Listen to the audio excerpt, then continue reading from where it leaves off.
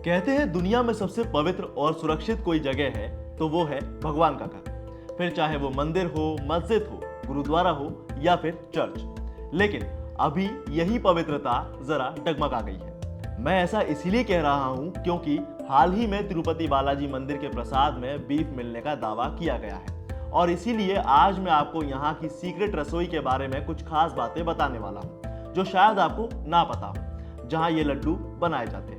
नमस्कार, मेरा नाम है दिव्यांश वर्मा और आप देख रहे हैं वन इंडिया हिंदी। आंध्र प्रदेश का चित्तूर जिला और तिरुमला की घनी पहाड़ी और इन्हीं पहाड़ियों में मिलते हैं भगवान वेंकटेश्वर, जिन्हें दुनिया बालाजी के नाम से जानती है। यहाँ पूजा होती है भगवान विष्णु की। अब जितना फेमस ये मंदिर है उतना ही फेमस इस मंदिर में मिलने वाला प्रसाद भी है, जिसकी चर्चा दुनिया भर में होती रहती है। मंदिर में प्रसाद के तौर पर लड्डू चढ़ाए जाते हैं और अब ये लड्डू विवादों से घिर गए हैं। वजह है इस लड्डू में मछली का तेल, बीफ और चर्बी का इस्तेमाल होना और यही लड्डू भोग के तौर पर भगवान को चढ़ाए जाते हैं और बाद में इसे प्रसाद के तौर पर श्रद्धालुओं के बीच बांट दिया जाता है।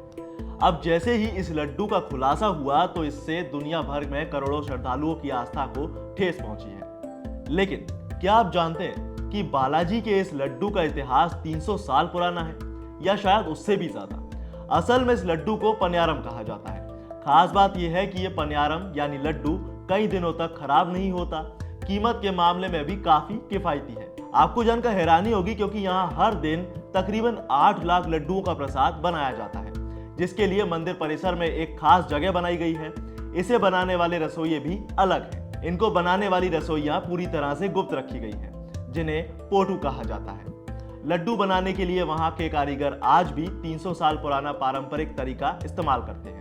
और तो और साफ सफाई का खास ध्यान रखा जाता है और इस रसोई में 600 से ज्यादा लोग काम करते हैं। यही नहीं, इसके अलावा तिरुपति बालाजी में इस लड्डू के प्रसाद को लेने के लिए श्रद्धालुओं को एक टॉप क्लास सिक्योरिटी से होकर गुजरना पड़ता है, जिसमें सिक्योरिटी कोड और बायोमेट्रिक की जरूरत पड़ती है। इसमें चेहरे को पहचानने यानी फेस रिकॉग्नाइजेशन का भी इस्तेमाल होता है और इस लड्डू को जीआई टैग यानी जियोग्राफिकल इंडिकेशन भी मिला हुआ है। ऐसे में इस लड्डू को बनाने का पेटेंट सिर्फ मंदिर ट्रस्ट तिरुमाला तिरुपति देवस्थानम यानी टीटीडी के ही पास है। और अब इसमें सबसे ज्यादा इंटरेस्टिंग बात यह है कि यहाँ मिलने वाले लड्डू कई तरह से बनाए जाते हैं और इसमें भी हर लड्डू का वजन दूसरे लड्डुओं से अलग होता है। और सबसे छोटे लड्डू को प्रोक्तम कहा जाता है, जो करीब 40 ग्राम का होता है। ये दर्शन करने वाले हर व्यक्ति को मंदिर की ओर से दिया जाता है। दूसरा है अस्थानम लड्डू।